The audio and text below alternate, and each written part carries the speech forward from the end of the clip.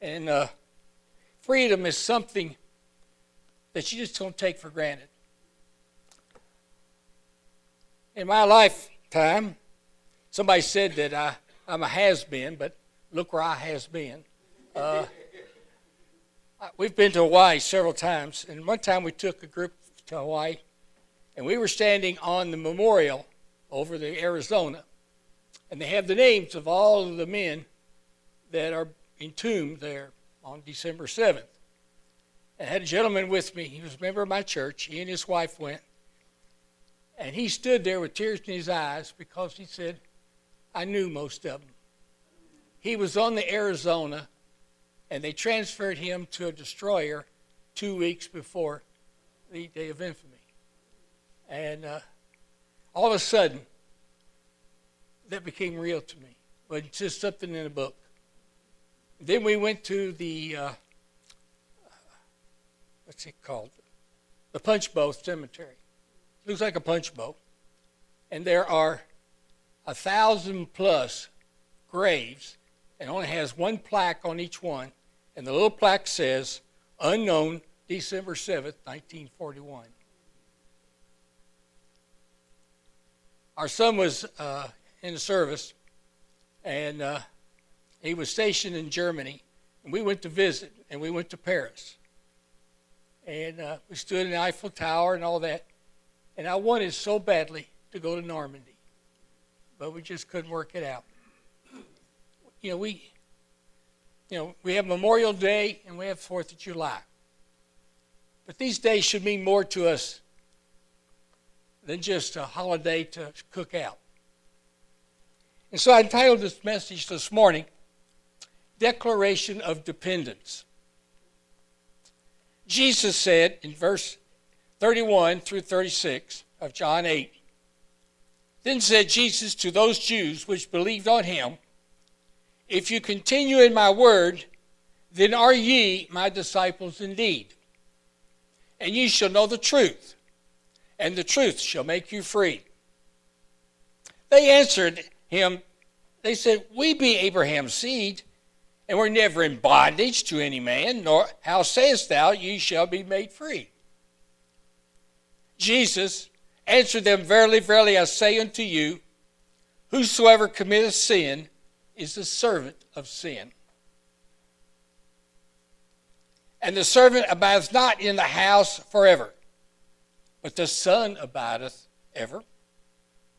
If the Son therefore shall make you free, you shall be free indeed. Freedom. That's the word we throw around a lot. I'm reminded of a story somebody told. The little Mexican boy was peeping in at the Dodger Stadium, and he couldn't see anything, so he climbed up the flagpole.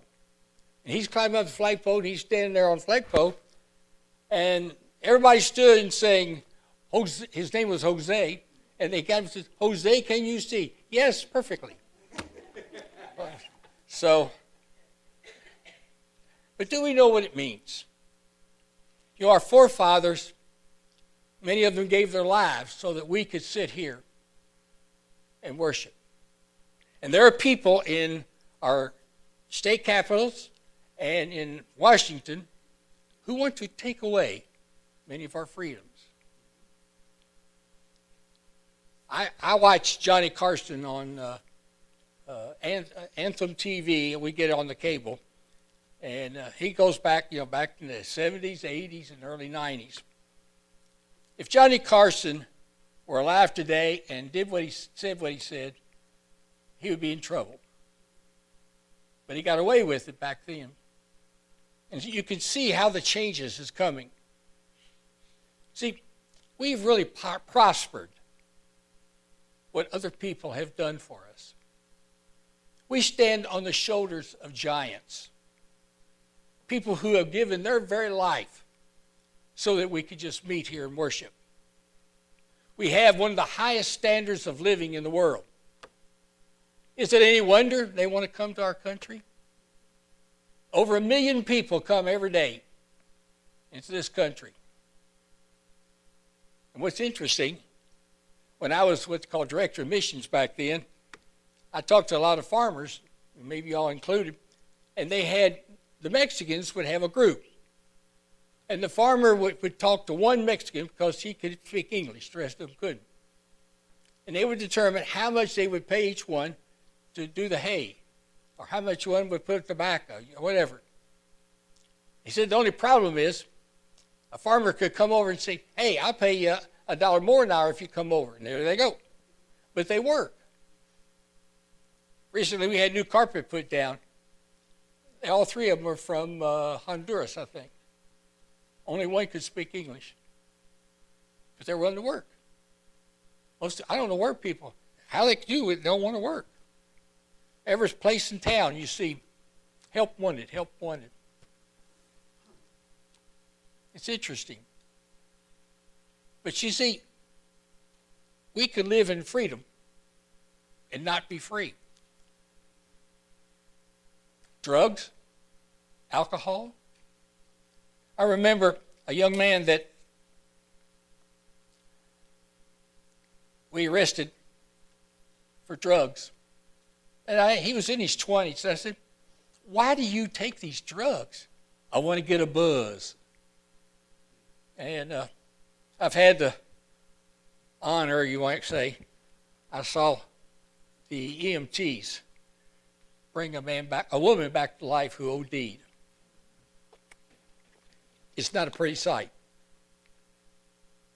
And people are caught up in alcohol.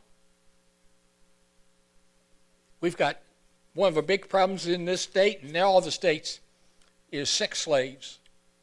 Young girls are abducted, and they disappear. What's happening to our country? On Facebook, everybody saying, I wish we could go back 20 years. Wish we could, you can't. But see, we can live in freedom, but yet not be free. Are we really free? We have to be careful what we say. If you are a male, white, American, there are people who think you're automatically racist. People like to put tags on people. But true freedom is when we have a personal relationship with Jesus Christ. That is the key. Because if your life is right with the Lord, then you're not going to be tempted with drugs and alcohol and all kinds of terrible things. You want to do what's right. When I was 13 years old, I gave my life to the Lord. I said, I don't know what you got to do with me. Well, when I was 16, I made it known that I felt God was calling me to the ministry.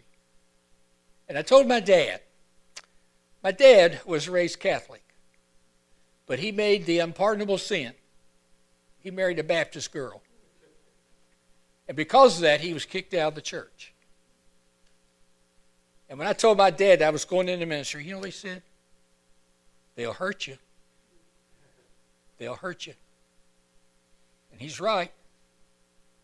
They'll hurt you. But I was expecting to be hurt. But my wife and my children were also hurt. You know about that. And so, really, true freedom depends on two things. True freedom is dependent on the values of our lives. Look what Jesus said in 32. You shall know the truth, and the truth shall make you free.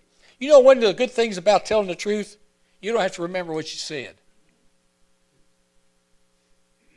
And I have detectives who tell me one of the things they do if they got a suspect is ask them questions. They'll ask them the same questions over and over and see how it changes. That's how they tell whether or not you're telling the truth or not. So, what are our priorities? What comes first in our lives? You know, if it isn't God, then we're in trouble.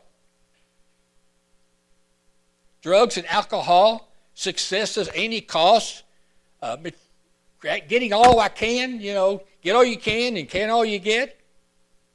Pleasure. See, that can turn us away from Jesus. I was reading in the it was on TV or no, it was on Facebook. Sorry, I get a lot of information on Facebook. But Southern Baptist Convention puts out a thing. You get that morning report? It said that 1/3 of the population of America never been in a church. 1/3 never been in a church. Where are we? What's happening? I tell you, one thing that's happening is I've seen over 60 years in the ministry. I am seeing more and more people more interested in getting their way than following the Lord's way. And I'm sure you all been down that same road. I've seen churches split wide open. The two of the churches of my 5 that wanted me to leave are no longer churches. And because people were more interested in what they wanted rather than what the Lord wants. See, freedom is lost when the world means more to us than God. See, if God is not first in our life, then we're not really free. We may think we are, but we like to keep low profile, you know. So, real tragedies of this world is that we can't reach our goals.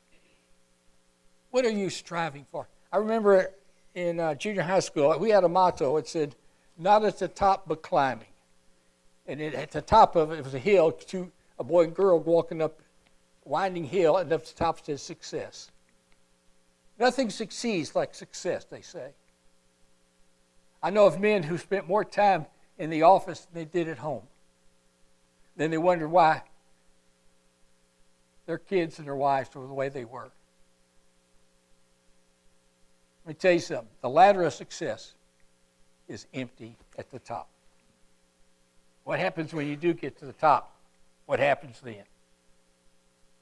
See, we all want peace. But sometimes we got people who want peace on their way and not the Lord's way. Jesus said, "If the Son therefore shall make you free, you shall be free indeed." To be free in Christ means that you got your life in order. Everything fits in order. You know, I'm always wondering, what's going on in the mind of these young men who think nothing about taking an automatic weapon and killing people they don't even know? Or what about children being mowed down and teachers? Why? What is going on? And from what I've been able to read, is from hearing what these guys said about their lives, they did not have a male person in their lives. And so it's interesting is that over half of the families in this country are one-parent lives, mostly the mother. What's happening to us? The home is breaking down. Because of it, so is our religion. You know, I know people, I had a man tell me one time that he was a faithful churchgoer. He never missed Easter service in 10 years. And that's the way a lot of people think. But our political freedom was bought at a great price. Our spiritual freedom was bought at an even higher price. That's Jesus. And spiritual peace will give God the proper place. And that's what it's about. You see, true freedom is not so dependent on our values, but true freedom is dependent on our hopes. You know, we talk about faith and love. You know, Paul said in the 13th chapter of 1 Corinthians, the greatest of these three is love. But you know, you take away a person's hope, you got control of them. And I've seen people who had no hope. They just gave up. They couldn't take it. And you've got to get right with the Lord. That doesn't mean that you're going to be successful. You may be right with the Lord and end up in the poorhouse. I don't know. if there's such a thing anymore. But you need to be more than just Sunday show-ups occasionally. But you see, we're so concerned about what we want that we do not ask God what He wants. You know, Jesus will never ask us to do something that's wrong. He is our guide. He is our standard. You know what the word Christian means, really? It's two words. The word Christian comes from like Christ. We're supposed to live like Christ. Well, we can't, but that's what we strive for. And the man who was perfect, what did they do to him? They crucified him. So long as they don't come at me with 2 boards and nails, I feel like I'm doing fine. But we need to remember what's important in our lives. What's first? See, if we don't have God in our lives, then it's empty. You know that. Most of you here are Christian. Most of you here have made a commitment to Jesus Christ. But we've got people out there, people that you come in contact with. How do you deal with them? I had experience. One time I was at Baptist Hospital with a family that was having open heart surgery. And the nurse came out and said, they're just getting him prepped. It's going to be an hour before they even start. Why don't you all go get lunch? So we all went down to get lunch. I got my tray, got my lunch, and the lady was checking out. And I gave her a $10 bill for my lunch, and she gave me change for $20. And I said, ma'am, you got a mistake here. I don't make mistakes. That's right. I said, well, you gave me too much money. All of a sudden, her attitude changed. I gave her back a 10. And that's, is that the way we live? See, even if we have religion, there are people who have religion, but not the Christian religion. Look what happened to these people who put their lives in trust to men like Jim Jones and the cults. It's all about the leader, not Jesus. And so Jesus gave us the wisdom to what is truth and what is freedom. Remember what God's promises?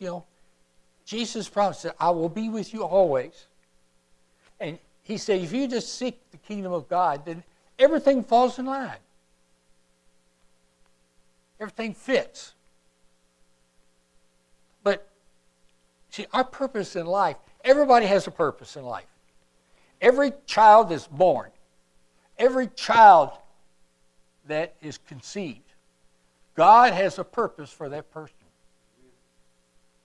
Whether or not you accept it or not, He'll lay it before you, and you either pick it up or you step over it. I remember when I was in seminary, there were men in their 50s going to the seminary. Why? They fought the call. They fought the call. Here's a gentleman right here. Your pastor fought the call for a long time, finally surrendered to it. And he's done a great job. Now he needs our prayers. So, you got to understand what your purpose is. This is one of the things that I dealt with when I worked with young people. What are you going to do with your life? What is your goal? It's something. And I have found that if God is leading you to do something, He'll open the door to get you through. Too many people break down the door. But you need to, God opened the door. Every semester, I always wonder whether or not I have enough money to go to the next semester. But a job would come up, or someone would show me something I could do, and it worked out. And I think that if you're following God's will, that He's going to show you the way. But you've got to walk it. You've got to do it. And this is not only true for young people, it's true for all of us. The most miserable people I've known in my lifetime are people who are not in the will of God. And I feel sorry really more for Christians who are not in the will. They know better, but they're fighting it. So what is true freedom? We can say it's hope. And see, that's the life of Jesus. He gave us hope. He said there's some, this is not the end. There are people who believe that when you die, that's it. Just like a dog or a bug or whatever. There's nothing. But Jesus said, no, there's something better coming. There's something better coming. All you got to do is believe. That's where we find freedom. True freedom is in Jesus. I'm free because of Jesus, what He did for me. Theologians say that Jesus did what they call substitutionary atonement. Boy, I like that one. You know what that means? Substitutionary atonement. What's that mean? See, we can get technical just like the doctors. Doctors throw out these medical terms there. Huh, what? When they do it, when doctors do me that way, I go back with them too. I show them, hey, but I can speak like that. Even preachers have their own vocabulary. If you don't think so, go sometime to a convention or associational meeting where preachers are talking and just listen to them. They're talking English, but you don't know what they're talking about. But substitutionary atonement, simple.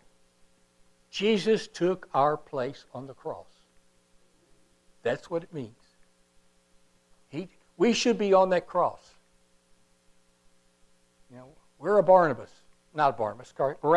We're a Barabbas. That man was very fortunate. We don't know whatever happened to him. There are a lot of stories about it. But that's what it's about. And that's the only way we can find life. And so, let me ask you something. Are you free? Do you feel free? Not just free and you can politically, but do you feel free inside? That's a decision only you can make. That's your life. And it's called the declaration of dependence on Jesus. Maybe God is speaking to your heart this morning. If God is, Brother Vernon's going to be down front here, and he's going to be here. If God is speaking to your heart to make some decision, profession of faith in Jesus, you don't know Jesus, or maybe you need to join the church here, good fellowship, that's your choice. Here's your chance. Will you come?